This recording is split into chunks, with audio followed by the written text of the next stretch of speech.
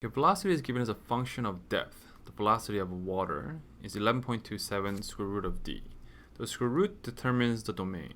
We cannot square root on any negative value, so the domain will be d such that d belongs to a set of real values, but d has to be greater than or equal to 0.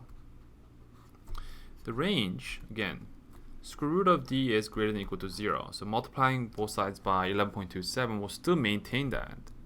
So the range will be v belongs to a set of real value such that v is also greater than or equal to 0. Of course, in real life, the depth cannot be forever deep, right? So we should probably look up the deepest river in the world and restrict this. Like, it's greater than or equal to 0, but stop at whatever the deepest depth of the real life river is. Okay, and that will restrict the velocity as well. Is to create a table of values to graph it. D is your x, right? And your y value. So set this to be 0 and you get 0. If you put 0 in here, you get 0 times this is 0. 1 is 11.27. And if you put 4, root of 4 is 2. So if you just double this, you get 22.54.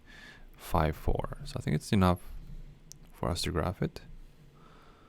So it's going to be at 0, 0. At 1, it's right 11.27.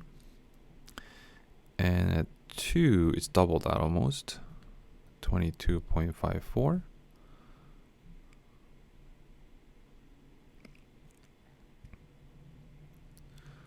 Okay, it's gonna look like this, like a root function, because we know y equals root of x has this shape, right? Like this shape. This is gonna look like that. Same shape, but really vertically stretched. In fact, vertically stretched by a factor of 11.27.